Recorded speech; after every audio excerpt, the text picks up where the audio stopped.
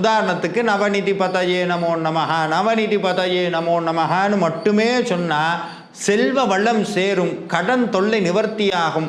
அதே மாதிரி வாழ்க்கையில் இந்த பொருளாதார தடைகள் அது நிவர்த்தியாகும். அற்புதமாகிய மகா மந்திரம் இந்த குமாரஸ்தவம்.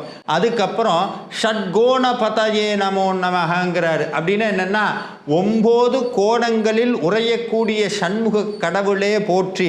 நம்ம வீட்டில் 6 தீபம் ஏற்றுறோம், அந்த ஷட்கோண கோலம் போட்டு 6 தீபம் ஏற்றுறோம் பாருங்க. அப்போ இந்த மந்திரத்தை சொல்லலாம். ஓம் ஷட்கோண பதயே நமோ நமஹ, ஷட்கோண பதயே நமோ நமஹ. அவ்வளவு ஆற்றல் மிக்கிறது. அதுக்கப்புறம் ஷட்கோஷ பதயே நமோ நமஹ, அதாவது நம்மளுடைய உடம்பு அன்னமய கோஷம், பிராணமய கோஷம், விஞ்ஞானமய கோஷம்னு 5 உடல்கள் நம்ம இடத்துல இருக்குது. வெளியே தெரியக்கூடியது ஃபிசிக்கல் பாடி, அது வெளியே தெரியுது. இது இல்லாமல் உள்ளுக்குள்ள 5 உடல்கள் இருக்கிறது. இந்த 5 உடல்களுக்கும்